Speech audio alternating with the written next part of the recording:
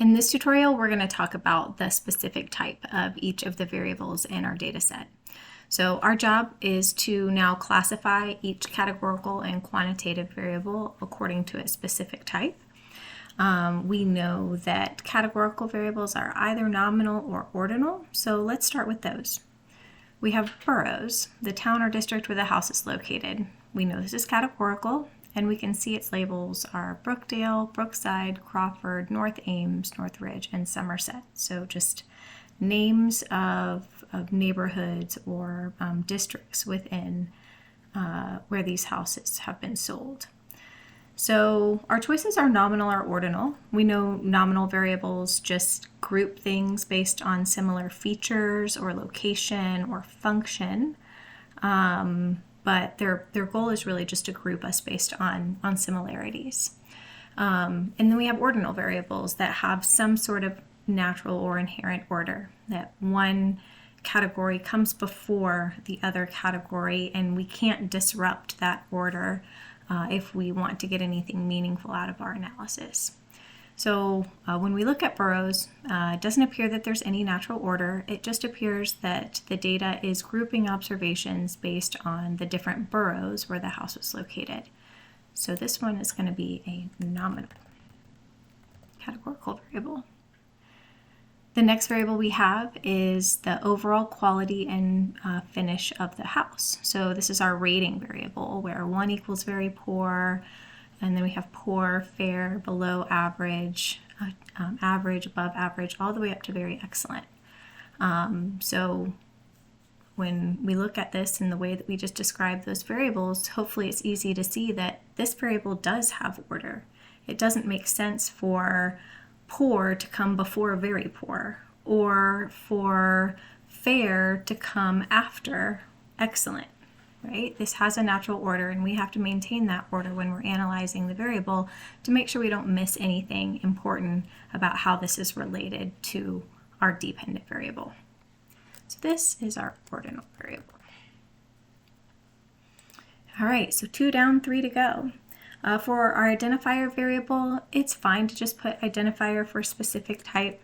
It doesn't operate as a variable that we can analyze, so we'll just call it as it is. It's just used to identify observations and observations only. All right, now we have our 3 quantitative variables. We know these could either be discrete or continuous. We know continuous variables are measured on a continuous number line.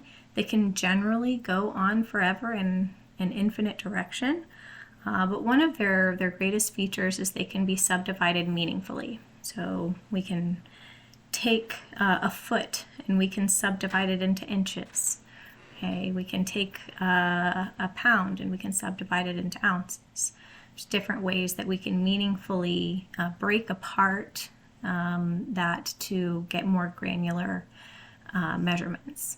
So those are our continuous variable. They're measured on a continuum. And another thing that helps me understand this is if you can use an instrument like a ruler or a scale or something like that to measure these variables, that's a really good indication that that's a continuous variable.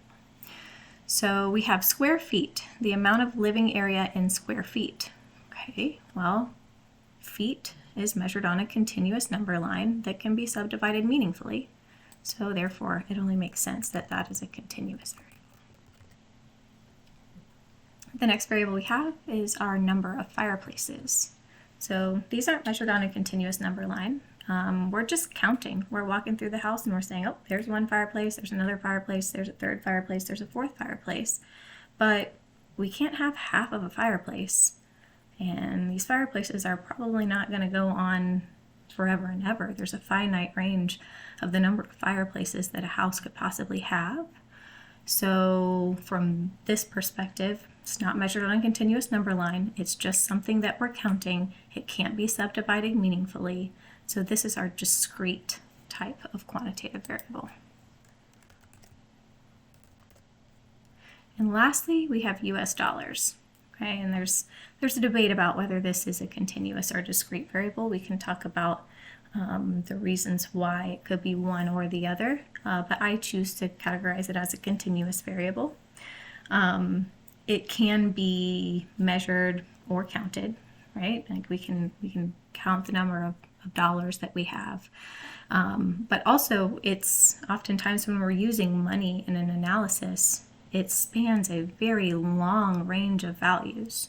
Okay, not a small finite range of values, but a very big range of values, and we can count money forever and ever and ever, right? I guess until we run out of the amount of money that's printed in the world. But the biggest thing for me is that it can be subdivided meaningfully. We can split a dollar in half into quarters, into pennies.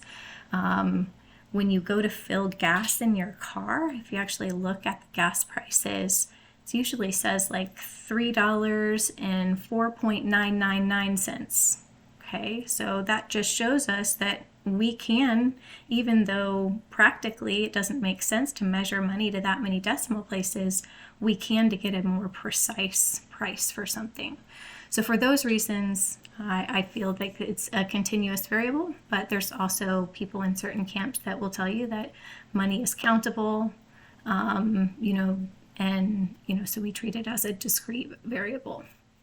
For the purposes of our analysis, because we have so many unique values that span such a long range of numbers, we're going to treat our variable in this analysis like a continuous variable.